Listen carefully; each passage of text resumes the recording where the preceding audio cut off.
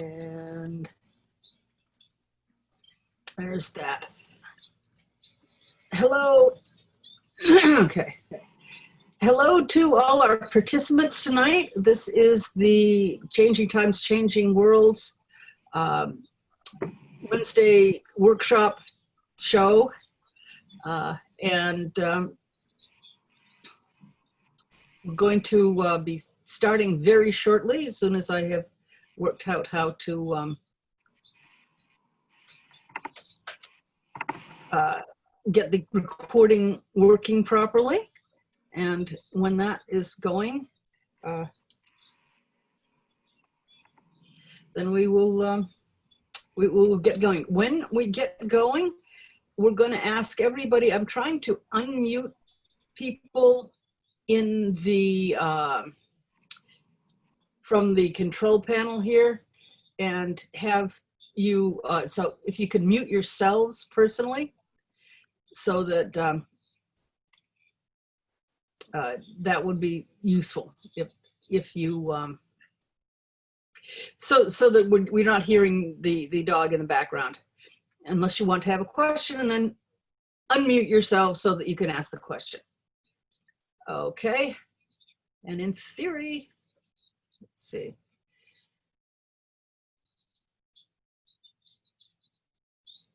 Go live. We are now. Oh, add a title. Yes, a title. This is Practical EmKat. Are you here? Okay, is she not? I'm here. Unmuted? Oh, you are here. Yay. Good. I won't have to talk. Okay, so I feel like we're just both have to make sure you are unmuted. It's very important that the speaker is unmuted. So don't you be doing that. I will unmute. I'm rolling around because I wanted to grab a couple of things. So I just you got a squeaky chair like mine? Yeah, I got a squeaky chair too. Yes. Yeah. I mean, I don't think it was squeaky until I started using it often, a lot, all the time. All right, but no, I'm here. Okay, good. So then as soon as she is ready, then we will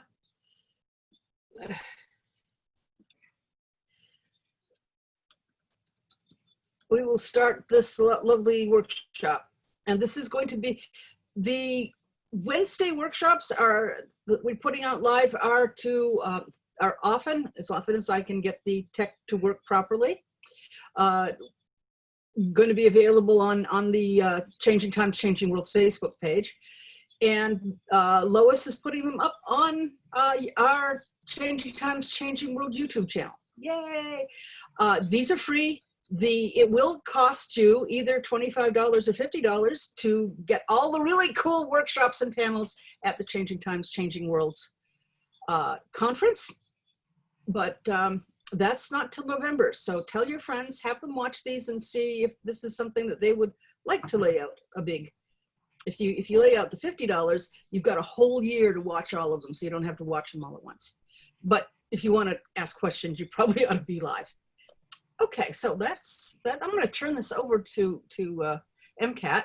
It's short for Emerald Cat, right? Yes. Hence the picture we had on. So. You know, I found that I managed to avoid cameras very well. Me too. I avoid them. Oh well. But anyway, so hello, hi Zach. I'm excited you're here.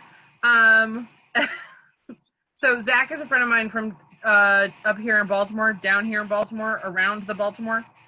And then Colton is my nephew, my favorite eldest nephew. And then MD Sky is Gazelia. Hello.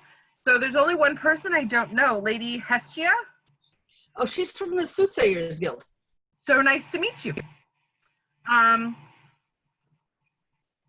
So Chipicon asked me tonight to talk about stuff, and in terms of what am I, so I had to have that thought, right, of what am I good at and what could I share. And one of the things that I have found I actually excel at is crafting spells.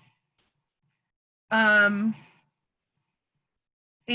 so I wanted to talk a little bit about how to craft a spell, because most people who are involved in any type of witchcraft, you know, you can go to the store and you can buy a book, and that book has spells in it, and you can do the spells.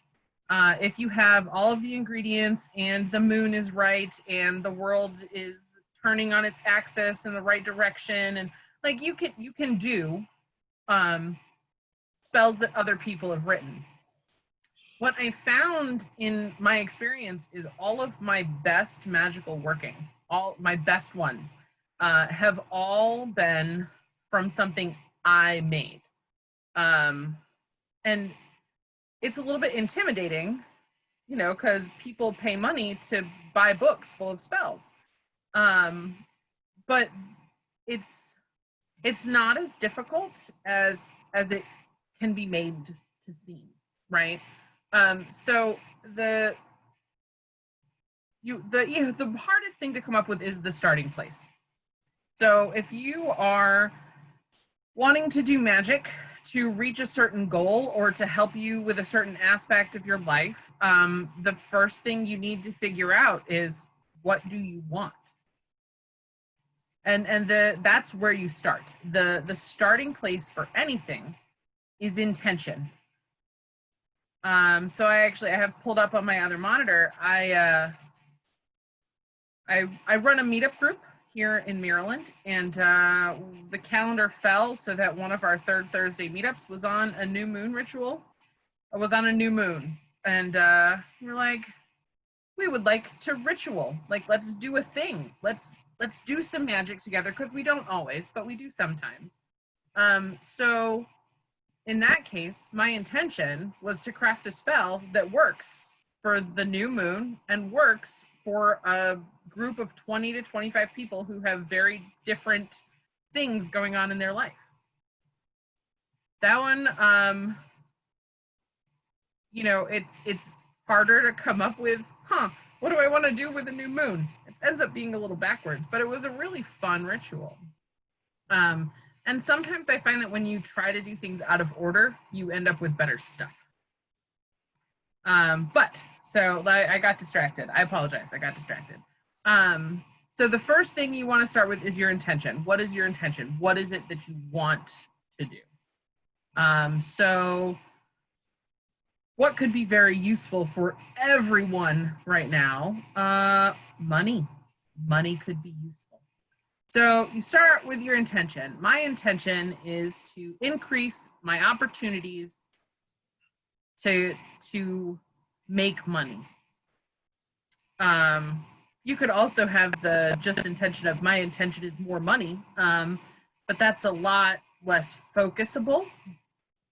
So you take your kind of idea and you spend the time to really like dig into it. Do I just want money to magically appear?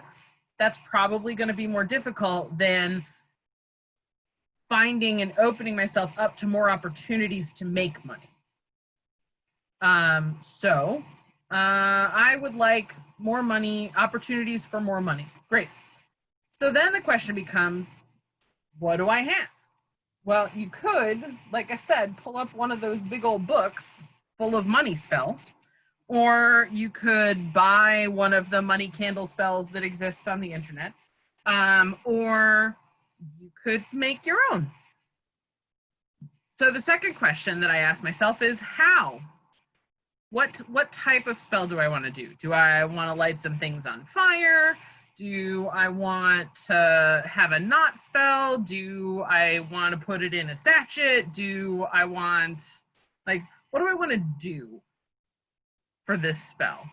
You know, and you'll find that different modes of spell work for different things. One of the favorite money spells I ever wrote is actually a knot spell and a sachet spell. And actually, so you decide what you're going to do. So a sachet spell, you take things that represent what you want to bring in and you put them into a cute little bag, and you empower that bag, and there's your spell. A knot spell Typically is you have a cord or a string and you concentrate on your intention and you focus very deeply on your intention, usually in front of a candle because fire is useful, and then you knot that together. Okay, well, I like both of those spell types. So I decided to like just keep layering, right? So I want money. I'm going to do a layered spell. Okay, so if I want to do a knot spell for money, what's the first thing that comes to mind when you're talking about money? What's the first correspondence? Green. Because in the United States, they're still called greenbacks. If you live not in the United States, maybe it's not green. If your money is pretty colors, maybe you pick the color that's on a $100 bill or the equivalent. Maybe if your money is still in coins, you pick gold because gold is fairly universal. So, you know, we use green, but sometimes I feel like green is because we're stuck in the United States. Something to consider. Yeah, so green. So you start with green. All the things are going to be green. Like I have a cute little sachet. Great, it's green. Now, do you have to go onto the internet and find the cute little sachet because it's green? No. Did you get a random piece of jewelry that came in a very convenient bag? Use that. It doesn't have to be the pretty little sachet. Did you, or look, more cute little bags. They come with jewelry. It's very, very useful. And it doesn't have to be green. Like black works. White works. Brown works. If you really hate the color, take some crayons or some Sharpies. Change the color. That's one of the things I really like about the modern age is we have Sharpies. We have Sharpies in all of the colors. We have gold Sharpies. We have silver Sharpies. You can just use a green pen. You don't have to be stuck. You could just keep layering. So one of the things that I actually found to put inside of this sachet is pretend money. Right? Like it's this little $100 bill. It's a fake $100 bill and I can write on it. So I can take my intention to bring in more money and I can put it on top of money and I can put that money inside a green bag with some herbs that are good for money. And ta-da, I have now piled everything on my spell, which leads to the potential for more success. And part of that I think is because it keeps focusing different parts of your mind as you keep putting the spell together. Like, it's fun to play with markers. It's fun to color things green. It's intellectually challenging to take your desire and distill it down into 3 words that fit on this tiny little fake piece of paper. And the more you can engage different aspects of the self, the more you can focus and put your attention into the spell. One of the things, like green for money is pretty easy, right? What if you're doing something else that's not money? There's an internet full of people which will tell you which color goes with what. I suggest you start at looking at the internet full of people that will tell you what color goes with what, and then follow your intuition. If someone says blue is for money, maybe it's because they live in a place where money is blue. Possible. Then in terms of layering, I like to put herbs in things. And my absolute go-to for which herb goes with what is Cunningham. I find he's very thorough. He has lots of common names as well as the scientific names. I feel like he warns you when you shouldn't light it on fire in front of your face. So as far as like which herbs go with what, I don't trust the internet when it comes to herbs. I trust Cunningham more than the internet. But there are different options for it. Like if you have an herbologist in your life, please ask them. They have ideas. Actually, speaking of herbs, kind of wanted to talk about practical. So I'd like to talk for just a second about where you can buy your herbs that's not a magic shop.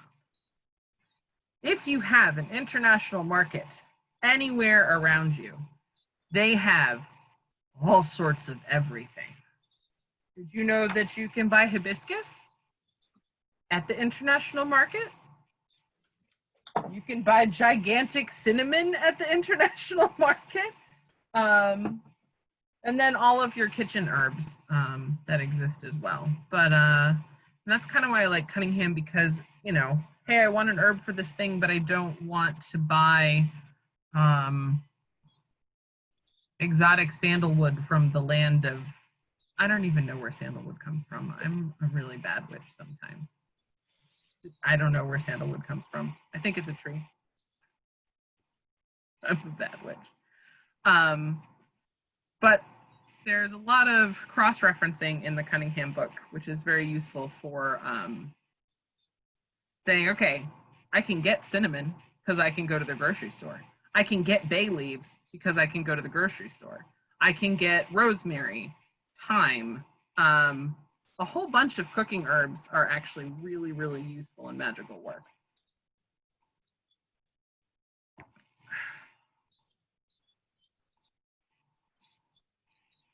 I was thinking something.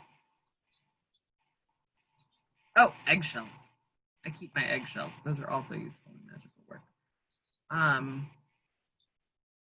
But even the sachet spell that I just talked about, it's pretty like traditional as far as spells go, right? Like you layer the sympathetic magic together and you set it somewhere and you put your intention in.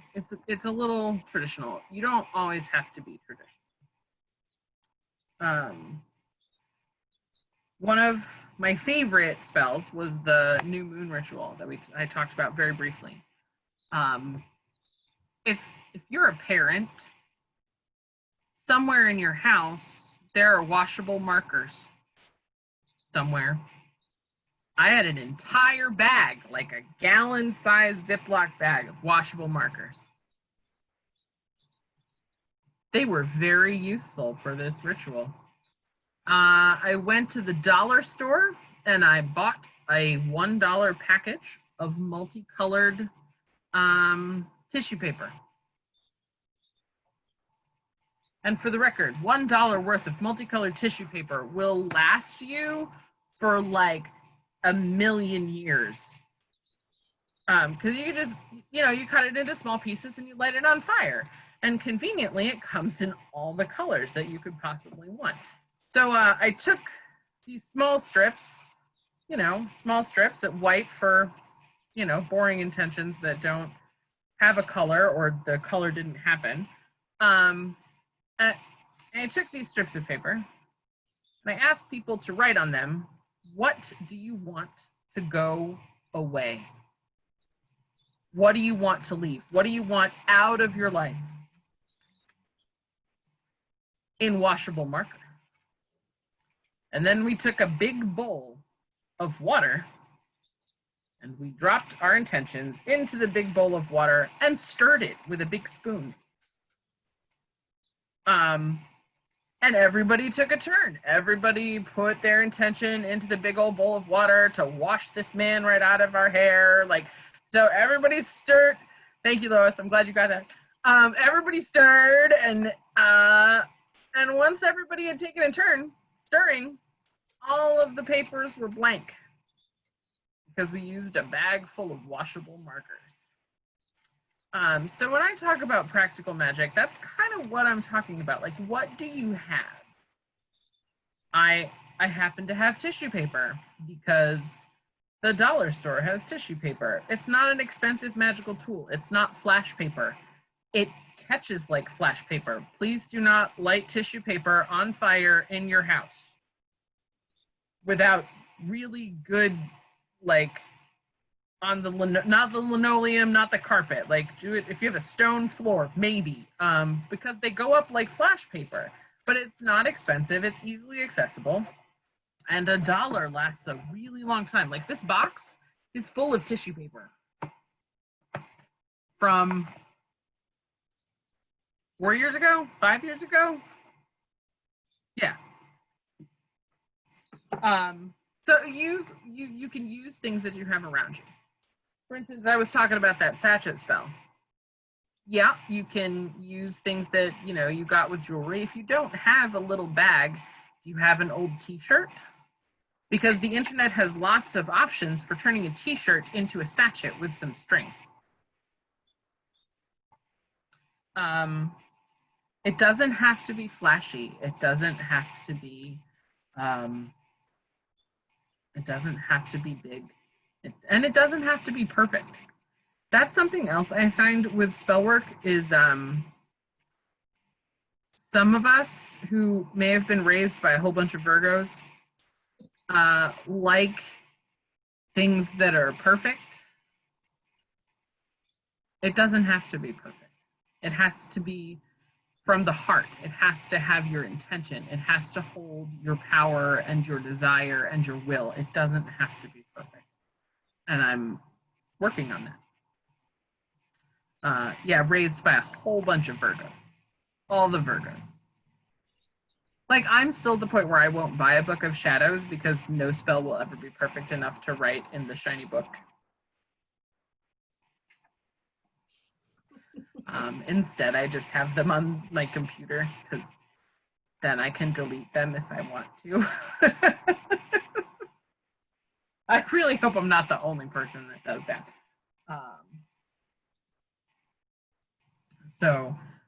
One of the other things that I find incredibly useful when it comes to finding things for spell work in unexpected places is Michael's, the craft store.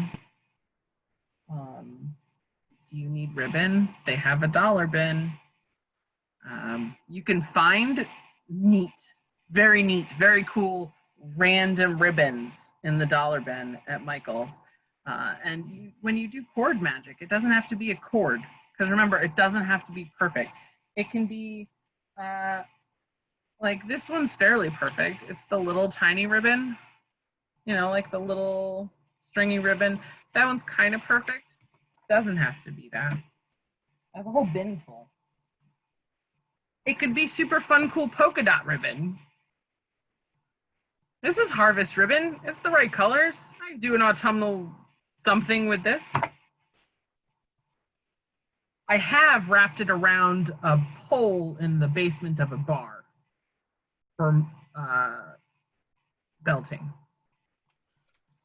Every time we've done the Beltane maypole in the basement of the bar, it has been with $1 ribbons, and it's awesome.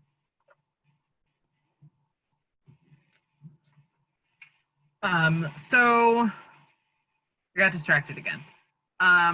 Yeah, so unexpected and really materials that you have on hand. If you are a someone who has tarot cards make fantastic spell focuses. If you want to do a ritual, Bless you. Bless you. I thought I'd muted myself. Sorry. Nope, that's okay. So tarot cards I found are very useful for focusing your spell. Take a look at the book or pull a card, and I wrote one for something to do with the star. I don't remember what the spell was, but somebody asked me for a spell, and like the immediate thought was, do you have a tarot deck?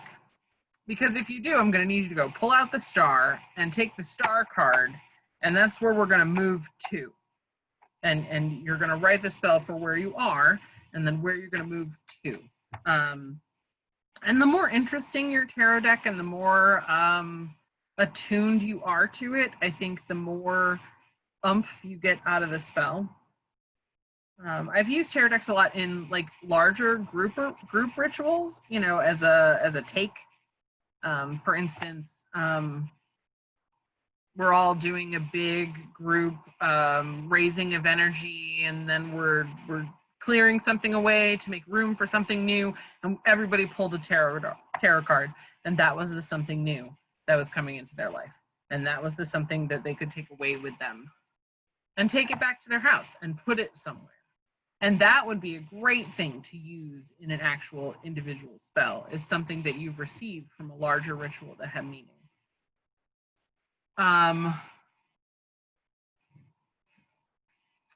So I'm looking around. Oh, so yeah, unconventional materials. We've already kind of talked a little bit about going to the grocery store. And you don't need to buy expensive herb jars. You just need pasta sauce. I'm just like, please just use the pasta sauce jar. This one's really tall. It works very well for my cinnamon sticks. This one was a smaller pasta jar. It works for my hibiscus. The trappings are fun, but they are not necessary. I don't need a $7 jar to hold my eggshells. I just have a pasta sauce jar to hold my eggshells. It does, however, mean that I'm that person who doesn't throw away glass spice jars when they're empty, because I need them. So, like, one is actually holding cat's whiskers right now. My kitty cat lost them, not on purpose, but it's not like I just want to throw that in the trash. Maybe someday cat's whiskers will be useful. Also, jars from like Polana's All Fruit are a nice size. We've got one right now full of cinnamon. Oh, is that jelly? Polana's All Fruit jelly. Excuse me, spreadable fruit. We have things are fruit and cake. Yeah. We have a jar of it in the closet. It happens to be a jar from peach flavor with cinnamon in it. I started to put it in the refrigerator until I got a whiff of the cinnamon. Very useful. Yeah, I do have the cute little dollar jars just because they're smaller for some of the things that I don't use. Oh, I have a Tostitos jar up there.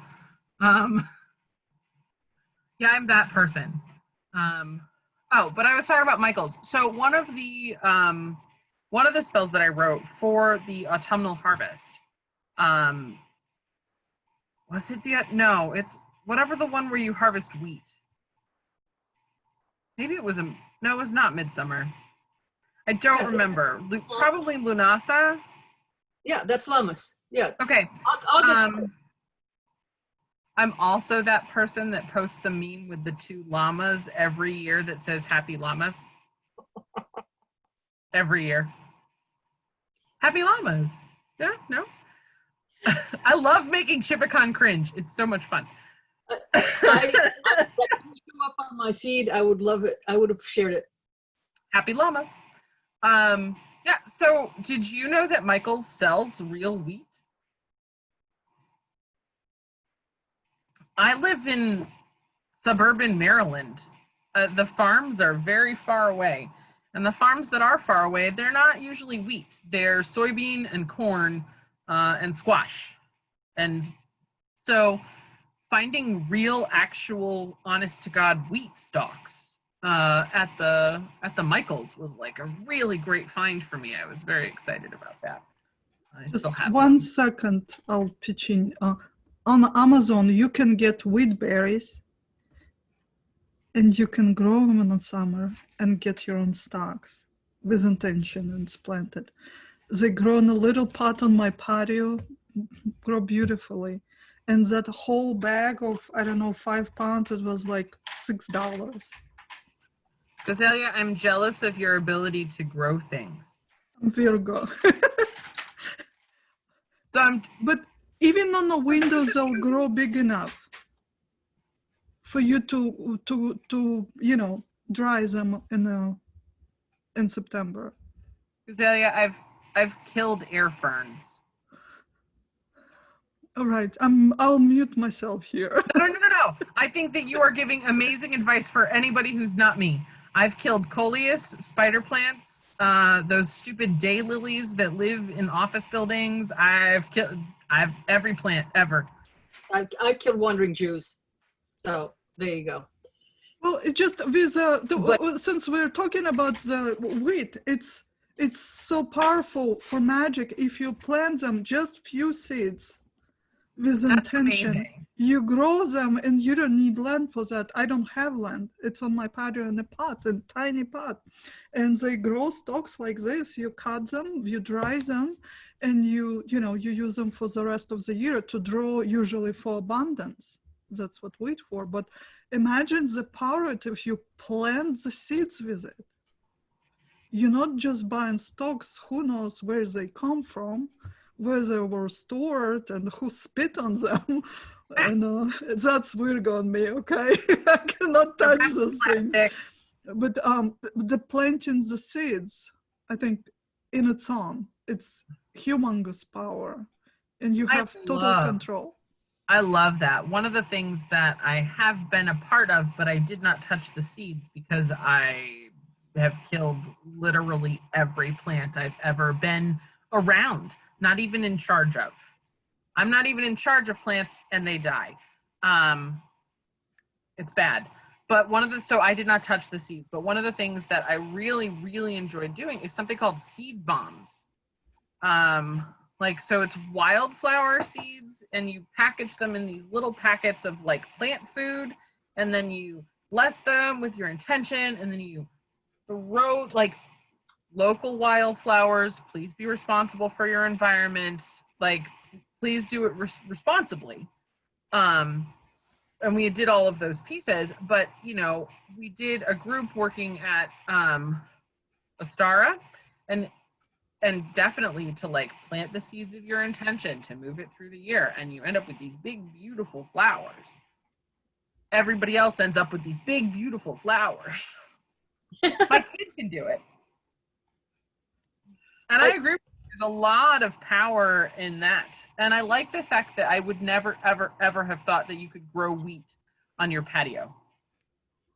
I'd like to throw in, I agree with her totally about there being more power when you've grown it. But what you get in Michael's is liable to be barley. I don't, if it makes a difference, because we like the bearded look of barley. And so that's what they put up there. And it's a sheaf. You look at it, it's great. It's for decorative. That's barley. But more importantly, if you buy those live seeds, that's what I throw at people at weddings. Throwing rice at weddings is to increase your fertility. Most of my friends didn't want that. Throwing wheat at weddings is supposed to increase the money that the household brings in. Most of my friends want that. We left ours behind. We had got it for people to throw at our wedding, and we forgot it. It was on the kitchen counter. What they threw at our wedding was flower petals, which are for happiness. Aww. And it worked. And I've thrown wheat at people, and they seem to have gotten well. So if you want to throw something at your friends' weddings, try the. Just remember, they're specific. Yeah. Just mentioning. I like that. No, and as a person of my generation, the reason I don't like throwing rice at weddings is because it's bad for the birds. But I never realized what the point of it was. I just know that we did bubbles. I think that's like with flower petals. I mean, I would argue that bubbles are for whimsy. And I can't think of anything more appropriate given the man that I married. But I mean, they're so easy, the easiest thing to charge. You put in your intent and you're blowing whether like this or this machine. Literally, you're charging the thing. What can be easier, right? You're correct. It's also better for the environment, and my husband is probably the most whimsical person on the planet. hard to say whether that one was cause or effect. I've met his mom. I'm sorry for picking on your grandmother, Colton. Yeah.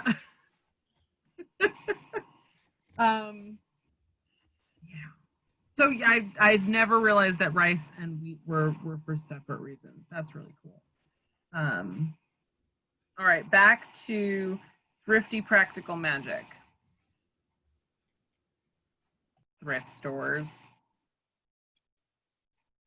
Look at my pretty water glass. It's very pretty. It's very watery. It's blue. It has obnoxious baubles on it. It's like my favorite chalice that I have. And I'm a stuff witch. I've got lots of stuff. But this is absolutely my favorite. And I mean, maybe 50 cents because it was the right color for half off. So I definitely advocate if you have some free time wandering through your local thrift store and see if they have magical tools that are not going to cost you $50 for a silver chalice if you don't want one or if you don't need one. Now, I fully agree that sometimes things are worth paying for. Absolutely, 100%. If it is important to you and you want it and it makes your work better, and you can afford it, then do it, 100%. But I don't need the pretty silver one. I like the blue one. Look, it's blue and sparkly and has and it feels good in your hands. It's got inlays. It's very cool. So yes, thrift store. Definitely advocate hitting up your local thrift store for fun finds. Most interesting find at a thrift store was a pair of incense burners with goddesses on them. Some witch apparently didn't need them anymore, so now I have them. I think my kid has one upstairs, but it's an incense burner.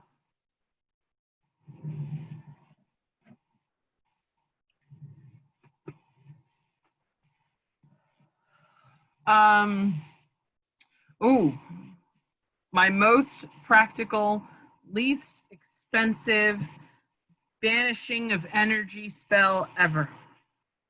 This is very, very, very effective. I promise, I've done it more than once. You need a cast iron skillet and a wooden spoon, and you start at one end of the house, and you go through the house to the door, clanging your cast iron skillet with your wooden spoon and saying something along the lines of, "Get the F out of my house." Easiest and yet the most effective banishing method I've ever found in my entire life. And if you want to add to that, throw some salt at it while you're walking around your house yelling, "Get the F out of my house," while you're banging the pan with a spoon. It's another very practical, inexpensive spell.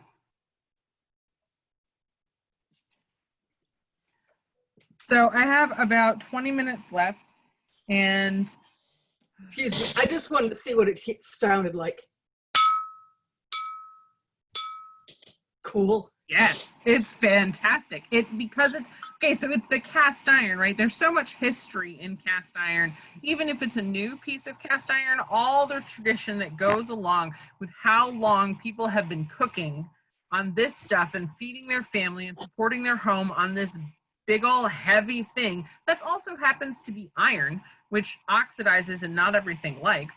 And then you just take your wooden spoon, because your wooden spoon, like, I grew up in an Italian household, a wooden spoon is used for everything. It's my stirring spoon, it's my get the butter out of the tin spoon, it's the whack the kid spoon, not really, but it threatened the child with it in a heartbeat. But, you know, there's so much, like, history in those two pieces of equipment, and you just start at one end of the house. Ding, ding, ding. Get out of my house. Iron is also happened to be used for protection and banishing, worldwide. By the way, I didn't want to interrupt you before. You were saying the green, maybe it's due to dollar color. No, it's universal everywhere. Green color of prosperity, and gold, the same, prosperity and wealth. Gold makes sense. I'm not sure I understand the green. Green is just purely color of prosperity. When you scry, usually, where's your money? It will show up in green color. Really, it will show the pathway, like a green pathway. And it makes sense. You know, prosperity before money, what was it? Nourishment, harvest, you know. So it does make sense. So yes. And I'm bad at growing things. So like, I never thought of that because I never see green. It's just brown and wilty. You know, try the opposites and get rice seeds and grow an army for, you know, less than positive things and see how that works out. If wheat doesn't do well, try the opposite. I like it. Yeah, I'm going to buy this beautiful plant and let it die.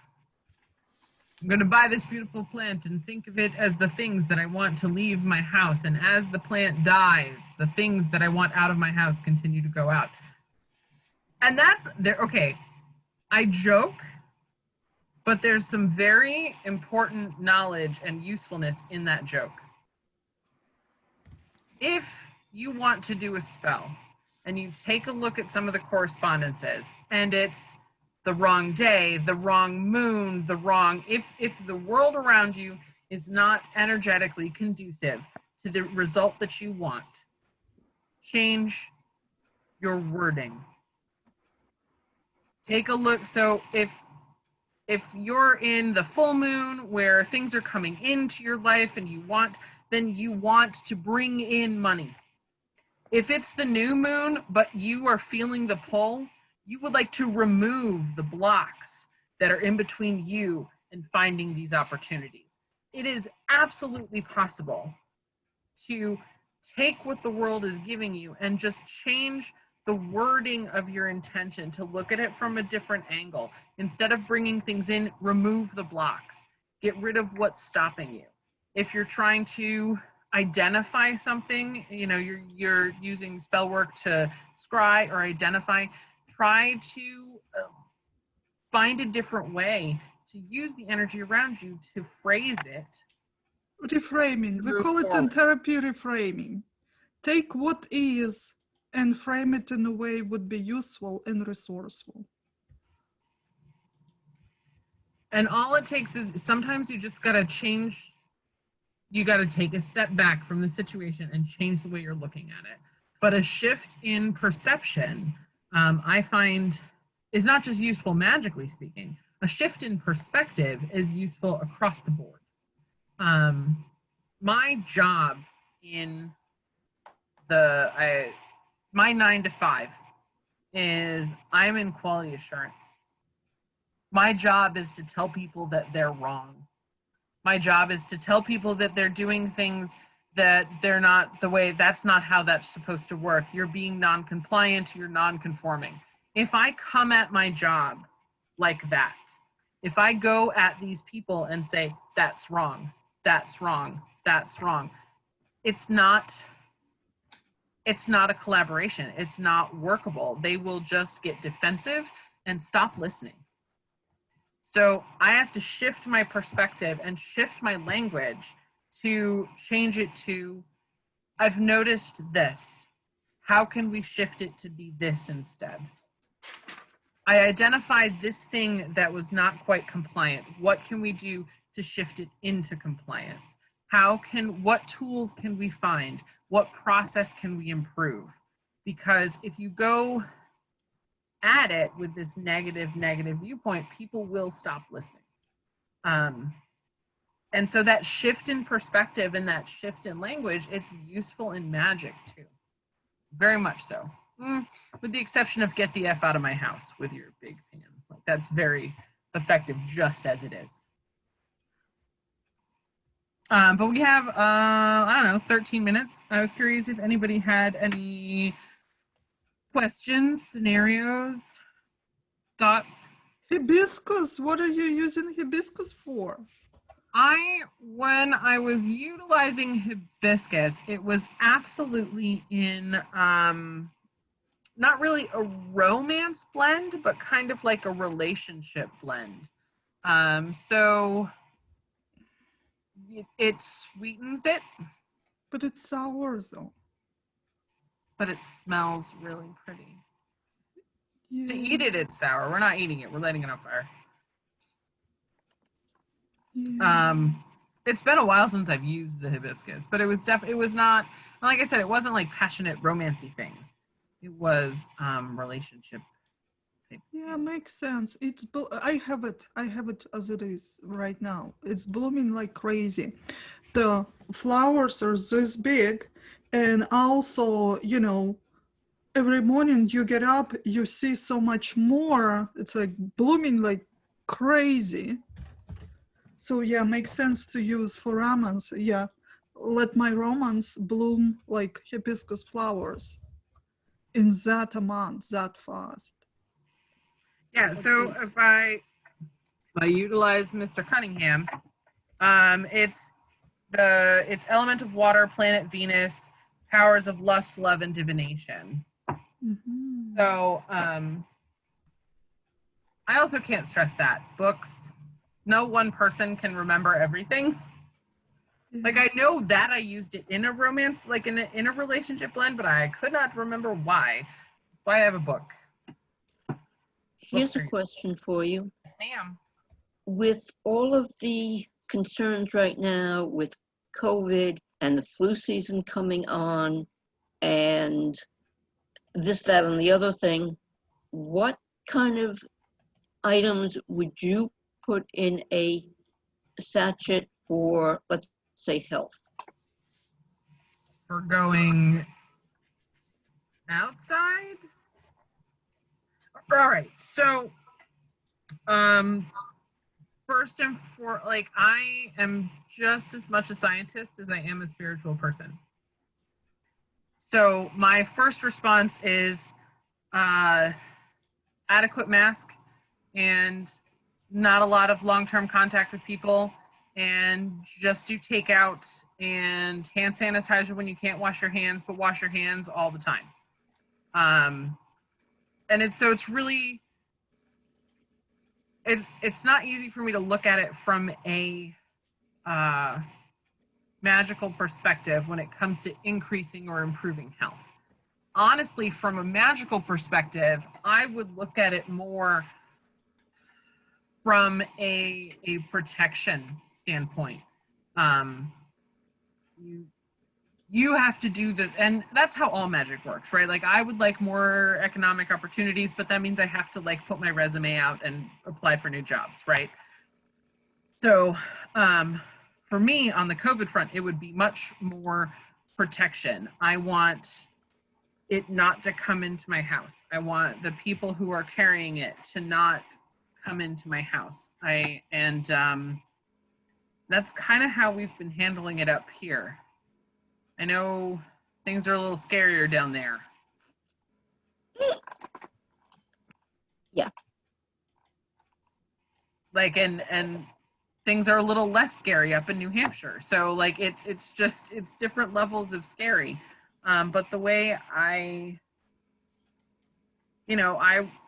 would advocate protection against that more than anything directed at keeping your health or improving your health. What about non-viral health issues?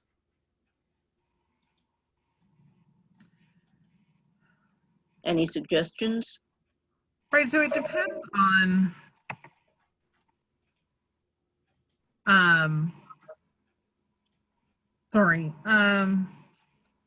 so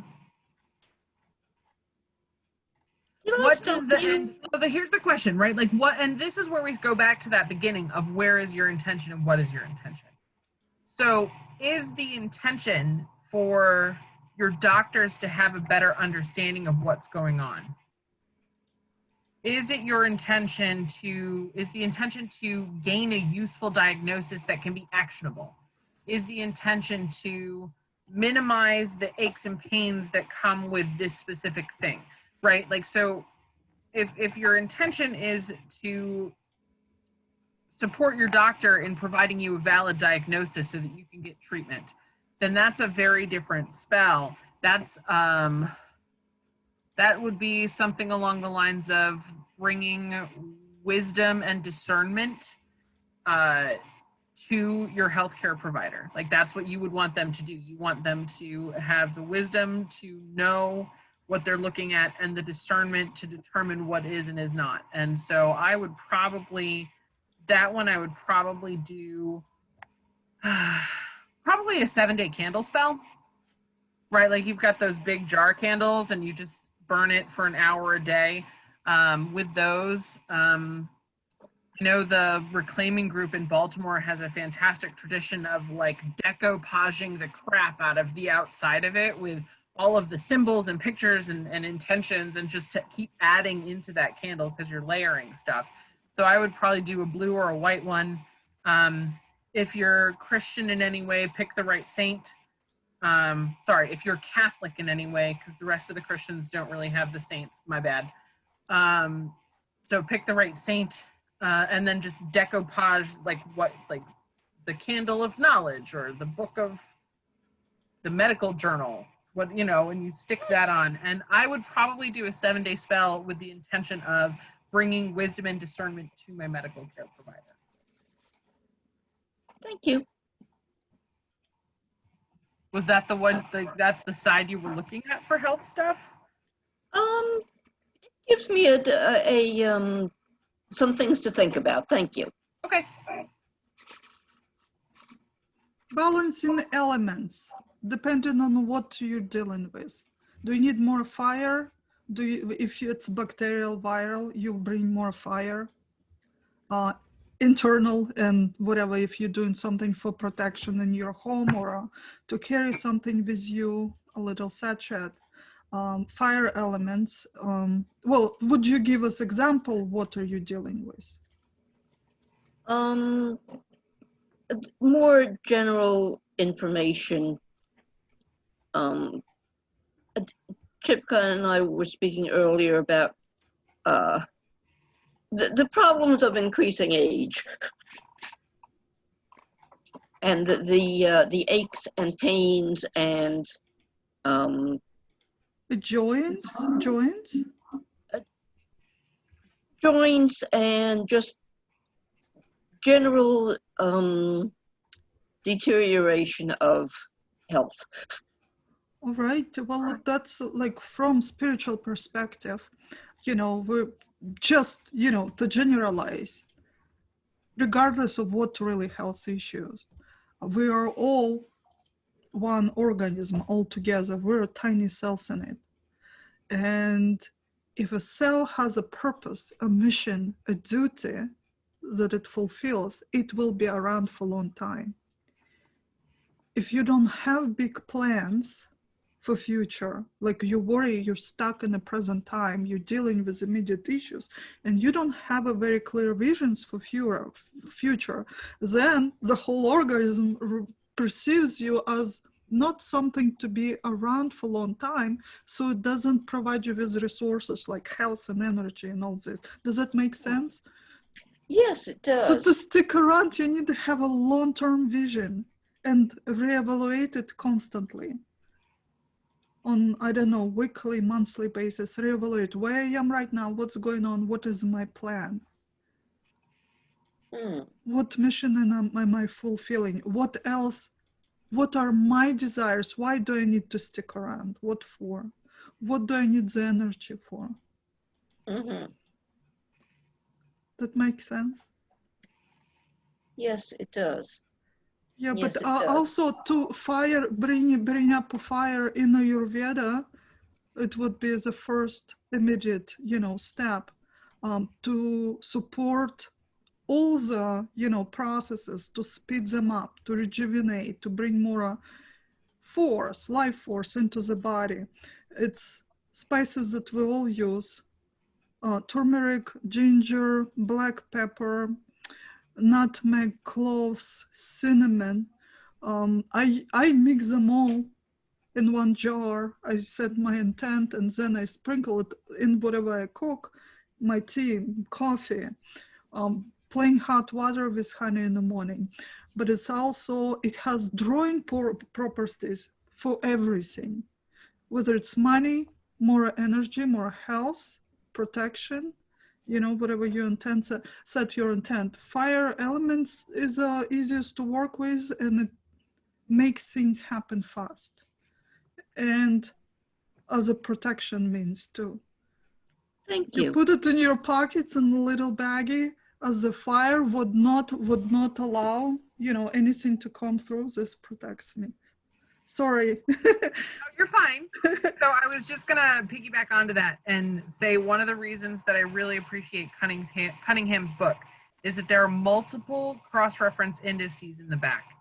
So if you have this and you're looking for herbs that are fire related and herbs that are health related, there are multiple, like there's a list that says elemental stuff.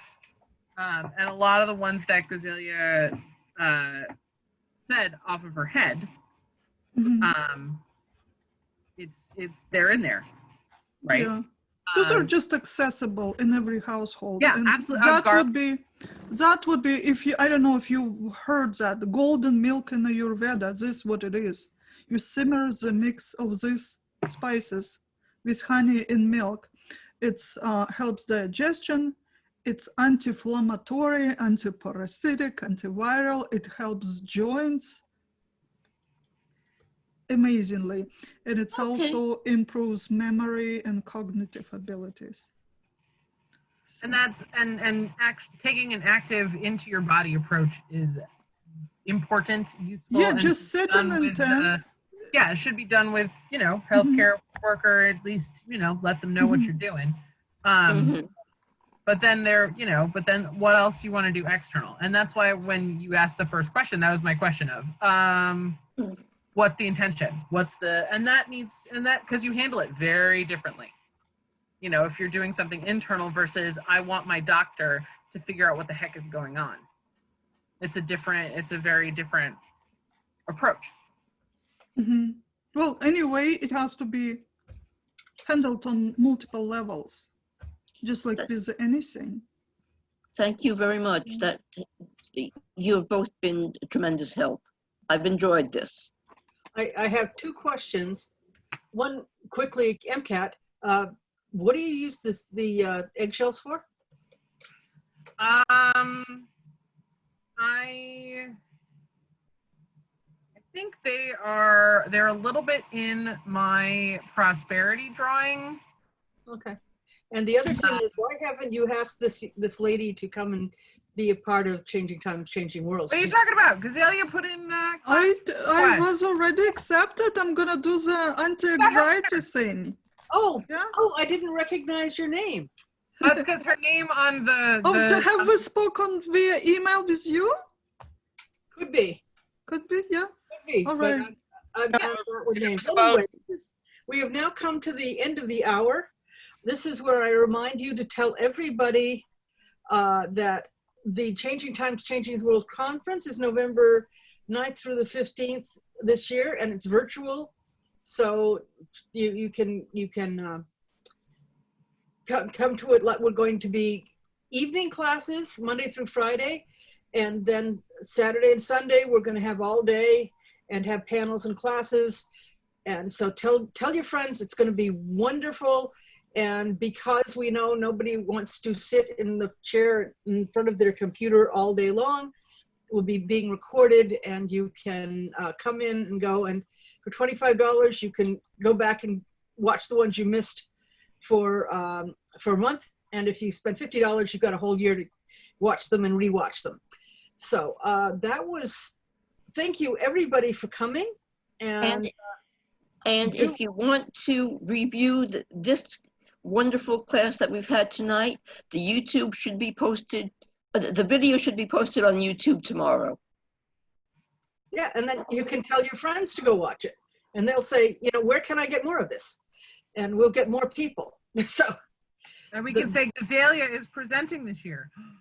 yay! That makes me so happy, and embarrassed that I didn't recognize her name. Well, thank you for having me. I'm excited. I'm looking forward to it. Gosh, you have such a great. I'm looking forward to it. Okay, well, we have to stop the filming now, so I'm going to push the not record anymore button. So thank you all, and I hope you come next week, and to the show.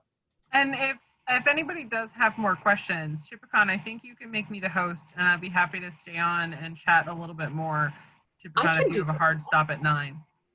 Okay. Oh my God, I'm still in my work mode. If you have a hard stop. Hard stop. Well, you know, vocabulary. I haven't stopped recording yet, though. Let's see. Well, okay. Now let's see. I've got to do the thing. The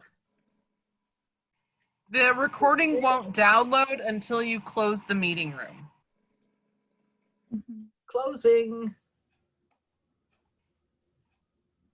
Okay. You just have to. That still thinks you're recording. Yeah, you just have to Oh, push no, the no. button. Hang on, I can turn off the recording. I did, I think.